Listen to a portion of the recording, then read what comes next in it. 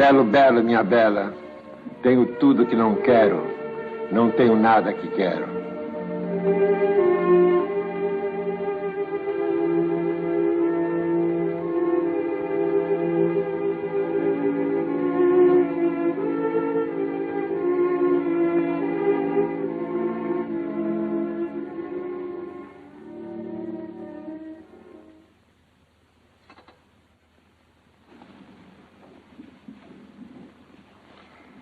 O que não tenho e desejo é que melhor me enriquece.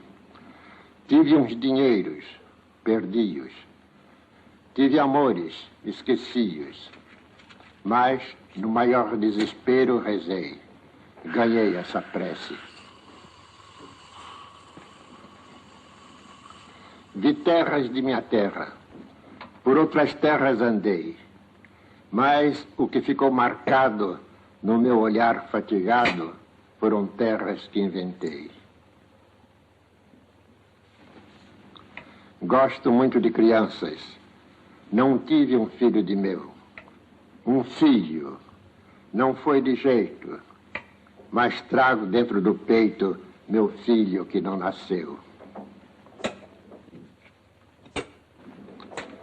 Criou-me, desde eu menino, para arquiteto, meu pai.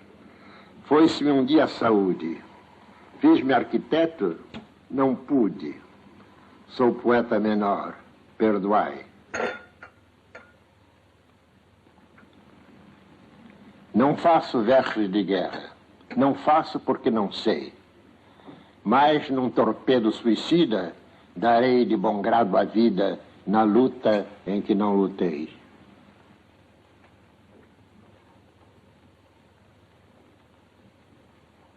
Então, estamos aqui com o nosso renomadíssimo Manuel Bandeira para nos falar um pouquinho mais sobre o modernismo e este incrível escritor.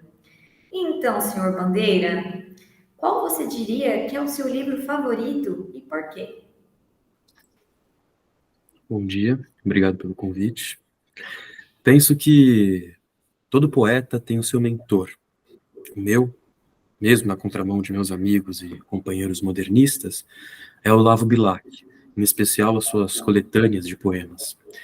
Mas também tenho em meu coração lírico, uma efetividade pelos primeiros poetas clássicos portugueses e também dos Altos Vicentinos, como um amante de teatro que sou. Isso pode assustar aqueles que me julgam um poeta fundador das novas poéticas de hoje, mas não se assustem.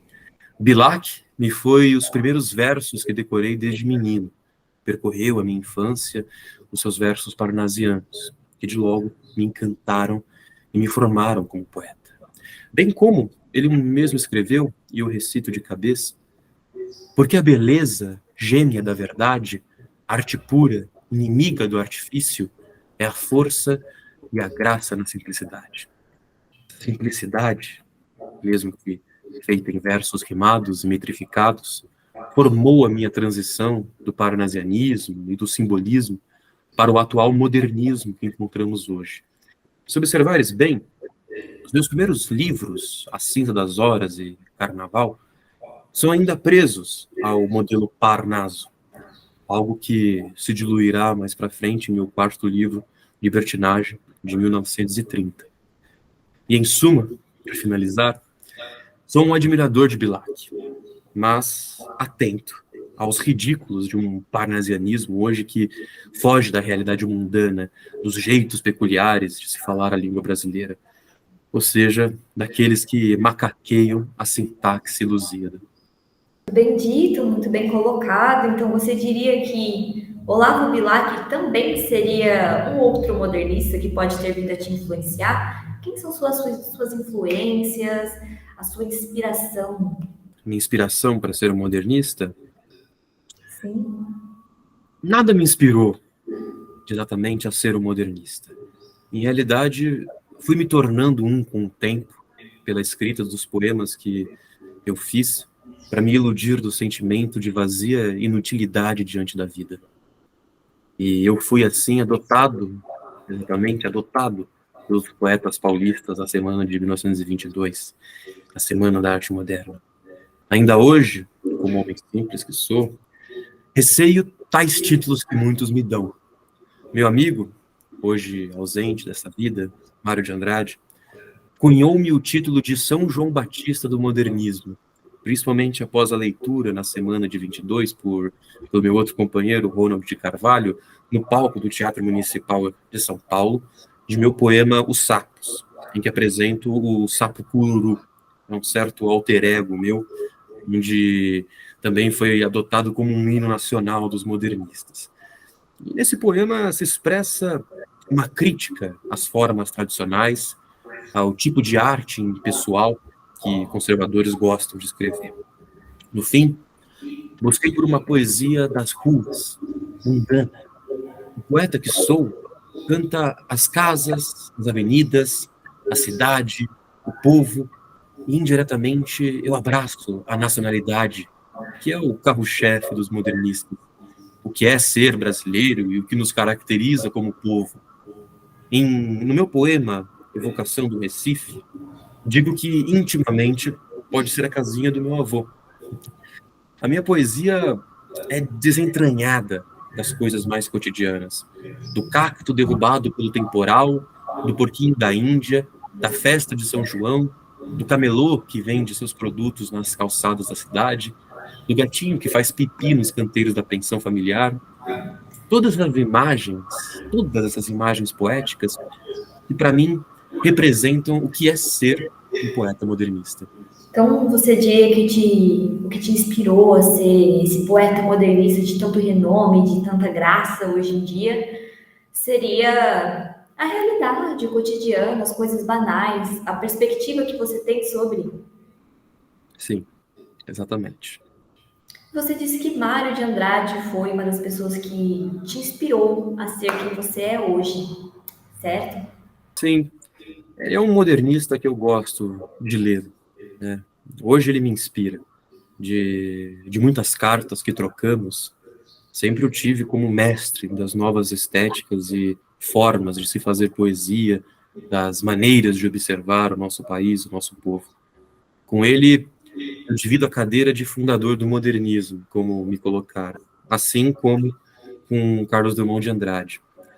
Em 48, se me lembro bem, 3 anos após a morte do Mário, em 45, eu escrevi no meu livro de poesias Belo Belo esse verso: você não morreu, ausentou-se. Direi, faz tempo que ele não escreve. Irei a São Paulo e você não virá ao meu hotel. Imaginarei para a chacrinha de São Roque.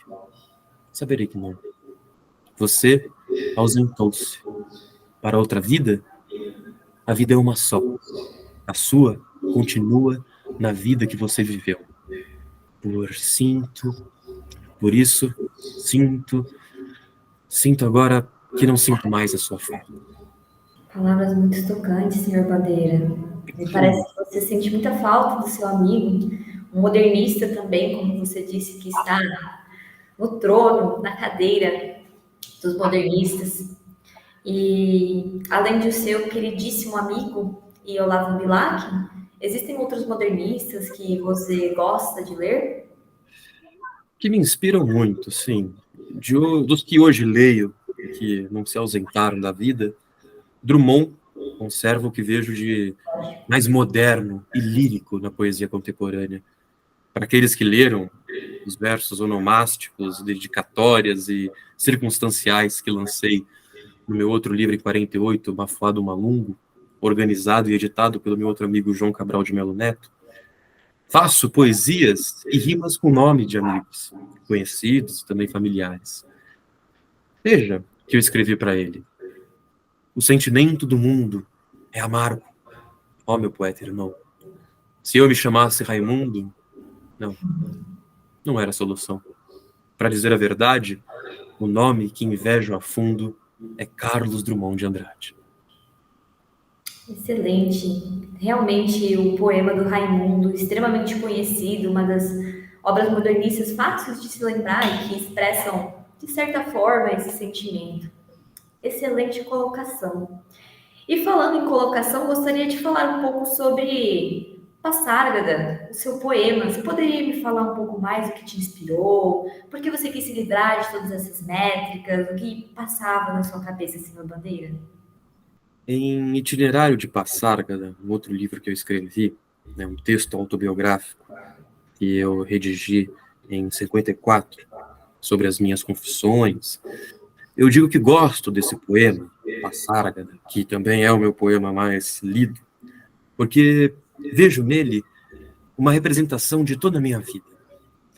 O nome, Passárgada, veio da cidade fundada por Ciro, um rei dos persas.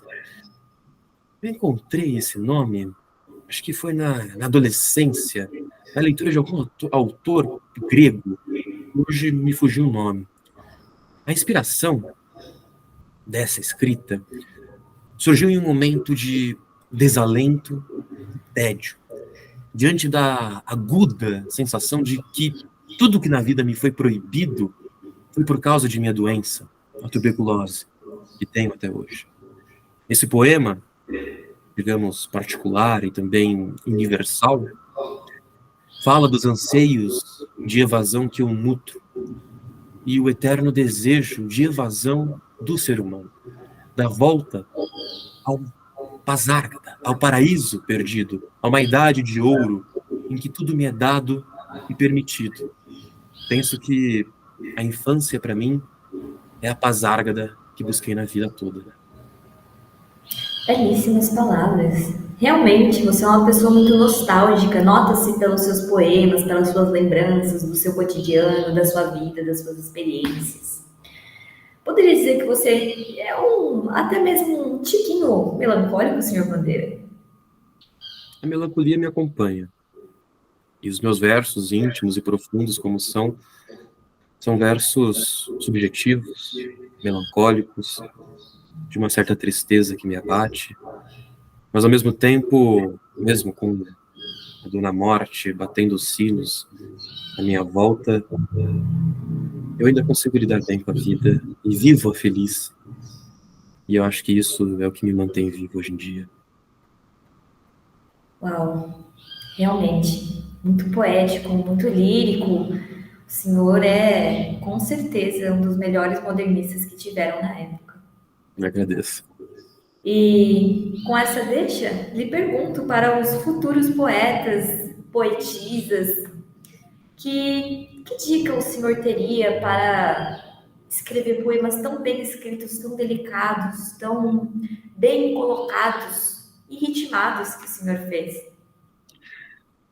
Sabes que muitos alunos que eu tive quando ministrava algumas aulas de literatura brasileira no colégio que eu estudei aqui no Rio, Colégio Pedro II, eles chegavam até mim, depois que acabavam as aulas, com seus escritos nas mãos. Todos poemas até parecidos ao meu, com versos livres e por vezes até prosaicos. Mas, mais do que professor, eu sou um literata. Então, eu vos disse que guardassem esses poemas e voltassem suas leituras aos poetas clássicos, ao estudo da poética metrificada e à moda tradicional, e começassem a escrever assim, como fiz também, para que, deste modo, pudessem entender a profundidade da forma da poesia e assim diluir, desfarelar o tradicional para o novo. Então, estudando aquilo que, de certo modo, se pretende ir contra. E, para mim, foi difícil dominar o verso livre. Estou tão habituado, né, que estava com o sentimento da medida tradicional. Mas dou esse conselho. Leiam os clássicos e se convertam em modernos. Primeiro ler, depois escrever. Realmente, dica de ouro para fechar o nosso vídeo. Muito obrigada, sou muito honrada por estar aqui na sua presença, senhor Bandeira. Suas palavras com certeza me trouxeram muito reflexões, novas experiências, novas perspectivas, como o senhor mesmo tinha sobre as coisas. Tem algo mais que o senhor gostaria de falar para a gente, leitores, poetas, sobre o modernismo, sobre essa rebeldia, apesar de ter bases clássicas? O que eu digo é que o moderno, ele sempre muda. Eu, recentemente, nesses anos findos da minha vida, tenho escrevendo e tentando alguns versos concretistas, por exemplo, algo tão diferente do que eu estou habituado, mas é que eu me deixo experimentar e sempre estou aberto ao novo. Então, é para isso que serve o modernismo. Ele nunca vai ser algo intacto, que devemos seguir de maneira ortodoxa. Ele é a revelação do novo, a mudança, assim como ele acompanha a mudança da realidade. Mas aquilo que eu gosto, e que o meu poema Os Sapos coloca muito bem, é de que os poetas não se afastem da vida, que antes olhem as suas janelas e vejam o que passa, e vejam o mundo. Escrevam sobre ele, e assim consigam escrever sobre si mesmos. Esse é o meu conselho. Muito filosófico. Com certeza levaremos em conta na próxima discussão, no próximo podcast, num videocast, por assim dizer. Agradeço profundamente por essa honra, por o seu tempo. Obrigada de todas as palavras, somos extremamente gratos.